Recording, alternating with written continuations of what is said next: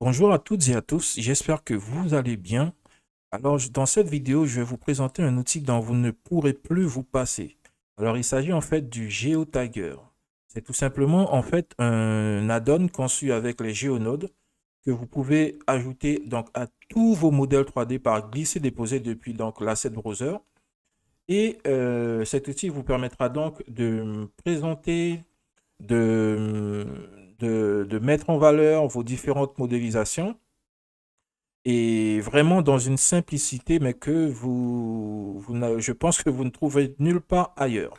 Alors déjà, vous pouvez voir que ici, l'animation s'exécute toute seule. Je n'ai utilisé aucune clé d'animation. Alors tout se passe ici dans le paramètre Time ici, où en fait, vous pouvez rentrer tout simplement les positions de votre frame, de vos frames ici. Donc pour générer d'une part l'animation, donc la frame 10 à la frame 80, l'animation est générée, la frame 150 à 200, l'animation est dissoute. OK? Donc, tout ça, vous pouvez l'utiliser très simplement. Et si vous avez plusieurs tags des titres sur votre mesh, ça vous sera très, très pratique pour changer rapidement donc, la position de l'animation sans avoir à utiliser des keyframes. OK? Bien sûr, vous avez le mode manuel si vous êtes un nostalgique des clés d'animation où vous pouvez ici ajouter ici donc vos keyframes. OK? Pour cette démo, on va rester ici. Donc, comme vous pouvez le constater ici, le titre est fluide et peut s'afficher dans les différents angles ici de la caméra. Alors, je vais mettre pause. Là, si vous tournez autour de votre objet, vous aurez cet affichage qui est juste incroyable. Alors ici, ce n'est pas tout. On peut voir, pardon, on peut voir les différents types de curves que vous avez. Donc ici, vous avez ce modèle, vous avez celui-ci, celui-ci, celui-ci et celui-ci. Et pour finir, je crois que c'est le dernier, celui-ci. Donc, avec des noms assez drôles de fruits. OK?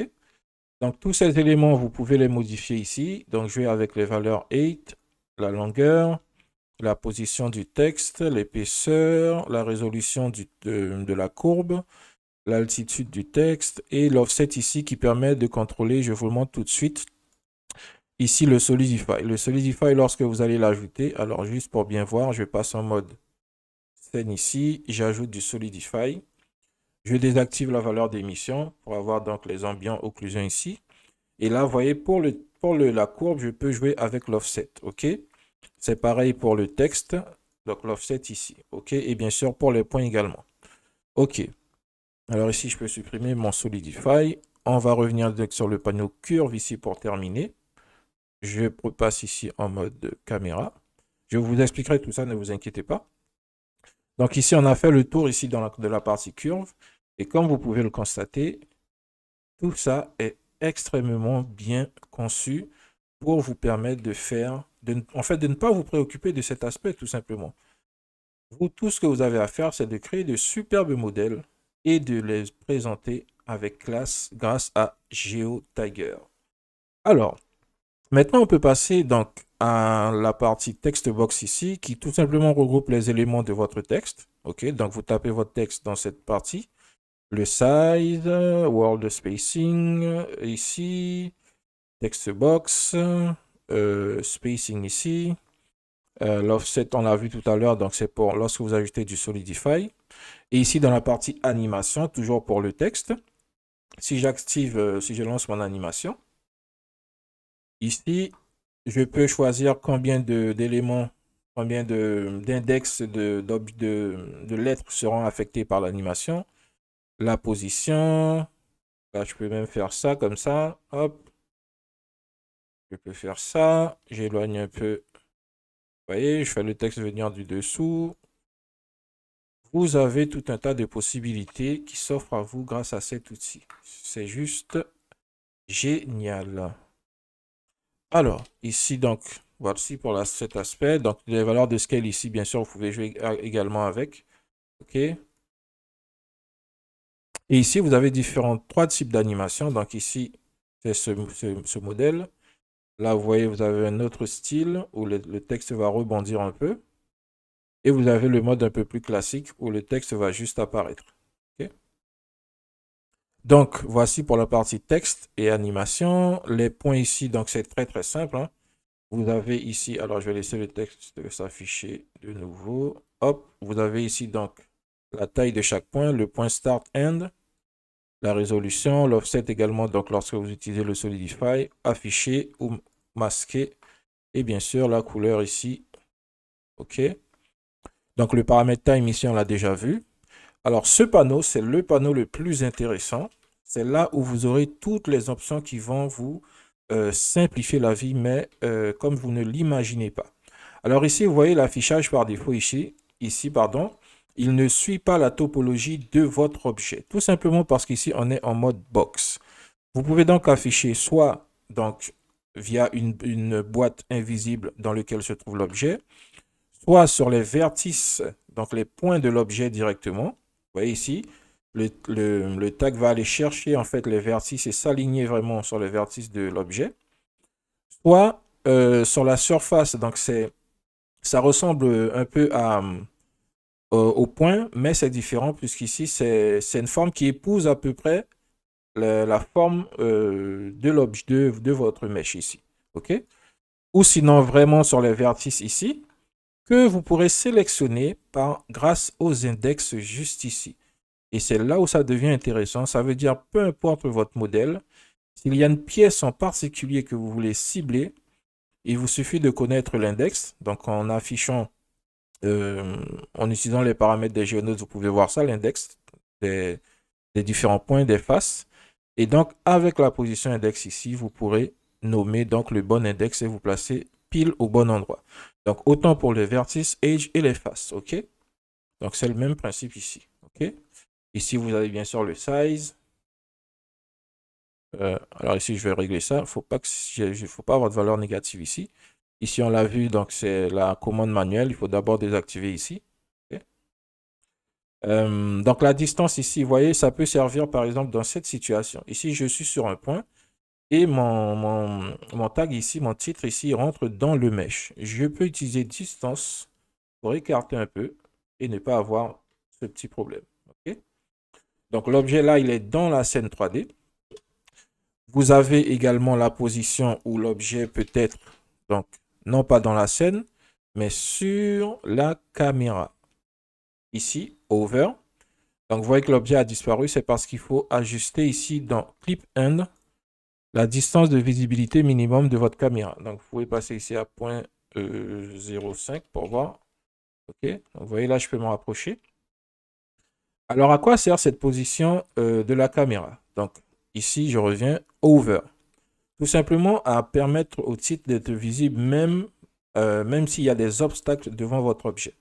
Alors ici, si je rajoute un objet cube juste là, je peux le mettre comme ceci. Hop, je mets un vide dessus peut-être.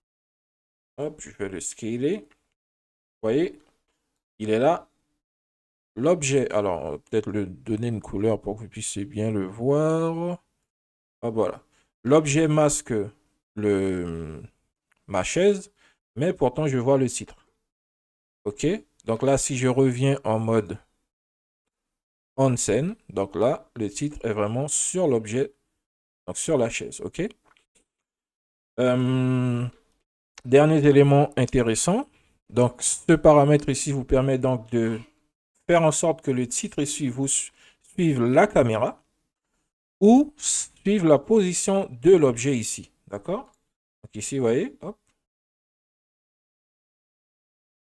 Alors ici, la rotation automatique est toujours activée. Donc, vous voyez, le titre va toujours bouger. Si vous allez dans Curve et que vous désactivez ici ces paramètres, alors ici, vous voyez, ça va transformer l'aspect de la courbe tout simplement parce que ces valeurs par défaut là ont changé. Donc, je reviens aux valeurs par défaut ici. Hop, pour ces trois éléments. Et voilà. Maintenant, vous avez un titre qui est parfaitement positionné selon l'orientation du mesh. OK? Ici, c'est le smooth. Donc, lorsque cette commande est activée, c'était la position justement. Alors, en fait, j'aurais dû laisser. Attendez, je reviens juste pour que vous puissiez bien comprendre ce paramètre. Donc, curve, smooth. Ici, donc, si je désactive et que je reviens ici au paramètre par défaut, vous verrez que lorsque je tourne, vous voyez, je n'ai pas cette transition douce qui était le cas. Hop, regardez, vous voyez, hop, j'ai quelque chose de beaucoup plus brutal. Si je reviens sur Smooth, avec ma configuration précédente, je reviens sur Box. Vous voyez, là, j'ai une transition douce, ok? Donc, c'est ce à quoi sert ce paramètre. Donc, pour lisser l'animation. La seule difficulté, c'est que lorsque vous changez, vous devez modifier également les paramètres ici, en fonction de la topologie de l'objet, ok? Donc ici, ça permet de désactiver les rotations automatiques, ok? Et donc, voilà. Et ici, c'est pour l'aspect, pour masquer justement le curve, d'accord? Pour terminer dans cette partie, donc on a vu ces différents éléments. Ici, si vous voulez appliquer donc, le texte à votre mèche, vous passez en mode Apply et vous appliquez. Lorsque vous travaillez et que vous ajoutez plusieurs titres à votre objet, assurez-vous de ne jamais être en mode Apply. Autrement, les titres vont s'accumuler les uns sur les autres. OK? Et le dernier élément à vous montrer, c'est ici ce paramètre qui vous permet tout simplement d'utiliser d'autres objets, que ce soit des empty ou d'autres mèches, pour afficher votre titre. Et là aussi, vous avez, voilà. Alors ici, si votre courbe s'étend comme ça, vous allez dans les paramètres du coup de curve et vous reprenez les valeurs par défaut. Reset, reset et reset. Ouais. Alors, bon, vous pourrez voir ça après. En tout cas, ça fonctionne très bien. Cet élément vous permet en fait d'avoir plus de liberté pour avoir un objet physique que vous pouvez utiliser pour placer là où vous voulez, tout simplement. OK? Donc voilà, nous avons fait le tour. J'espère cette fois-ci que je n'ai rien oublié. Je vous avais fait une petite liste des points forts de la donne et des inconvénients. Donc, il me faut juste pouvoir le retrouver. Donc, c'était dans mon texte éditeur ici. Alors, est-ce que mon animation est toujours en cours? Hop, voilà. Dans mon texte éditeur ici, hop. Et j'affiche ici correctement comme ceci. Voilà. Donc, ici, vous avez la liste des avantages. Donc, en termes de navigation, comme on l'a dit, le titre donc, peut s'afficher dans les 4 angles, dans tous les angles tout simplement de la caméra de manière automatique. Ou vous pouvez le faire manuellement en désactivant les commandes automatiques et en utilisant pardon, les commandes dans le paramètre de curve. Vous pouvez glisser, déposer et ajouter le titre depuis en fait l'asset browser. OK? Donc, il n'y a pas d'installation nécessaire. L'animation sans keyframe également, on l'a vu. La précision, vous pouvez donc sélectionner vraiment, positionner du moins le titre sur une vertice, une edge ou une face. L'affichage sur l'objet ou sur la caméra. C'est ce qu'on a vu. On a vu ces différents éléments. Alors, les inconvénients, c'est tout ce qu'on n'a pas pu voir.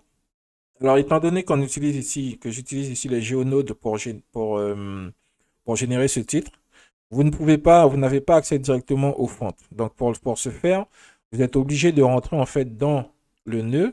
Vous sélectionnez Géonode ici. OK. Vous sélectionnez le nœud ici. Et dans le nœud, vous avez cette partie texte. Vous devez aller ici encore.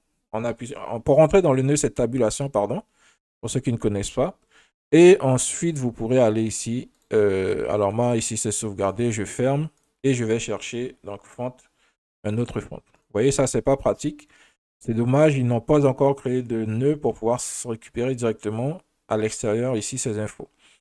Et deuxième problème, si vous changez ici en mode left, lorsque je suis à gauche, ça va. Mais si je bascule ici, vous voyez la position du point ici sera, le texte ne va pas parfaitement épouser la position. OK? Donc c'est juste ça. Et également le dernier point. Alors ici, je vais revenir en center. Je peux fermer. Hop. Le dernier point, donc ici, Mesh Origine. Vous voyez ici pour que comment dire, la détection automatique ici de la hauteur du centre de l'objet soit correct, votre origine doit être juste là. Si je change l'origine de l'objet, par exemple, si je le mets à la position du curseur 3D, hop, vous voyez, ça va complètement modifier l'aspect de votre titre, ok? Donc, assurez-vous que que l'origine de votre objet est toujours en son centre pour avoir quelque chose le plus propre possible. Alors voilà, je pense avoir vraiment fait le tour du sujet cette fois-ci. Alors pour terminer, pour ceux qui ne connaissent pas, je vais vous montrer rapidement donc, comment afficher donc, l'asset browser. Donc vous allez ici, vous sélectionnez asset browser. Vous allez dans ce paramètre et vous sélectionnez le fichier dans lequel se trouvent vos assets. Alors si vous n'avez pas encore créé un dossier cible, vous pouvez aller, alors normalement on peut le faire depuis ici également, je ne me rappelle plus, je vais le faire de ce côté. Alors attendez, je vais, hop, ah, j'ai fait une bêtise, voilà. Je vais le faire ici. Alors, vous allez dans Edit, Preferences, et dans File Path, ici, vous avez donc ce dossier Asset Library. Donc vous cliquez ici, vous renommez ensuite le chemin. Et vous allez tout simplement récupérer le dossier, cibler en fait le dossier dans lequel vous aurez déposé le fichier Blend. Ensuite, vous pourrez accéder à ce chemin depuis ce volet ici. Vous le verrez ici, donc des stocks. Ensuite, vous pourrez glisser, déposer votre élément sur... Alors ici, je peux masquer le premier. Vous voyez, par simple glisser, déposer. OK? Donc voilà pour ce qui est de cette vidéo. J'espère que je n'ai rien oublié. Donc cet élément, vous pourrez le retrouver donc, sur le Blender Market et le Gumroad. Donc les liens seront ajoutés en description si ce n'est pas encore le cas. Et n'hésitez pas à laisser vos commentaires, à donner votre avis sur ce produit. Et moi, je vous dis à très bientôt pour de prochaines vidéos. Salut!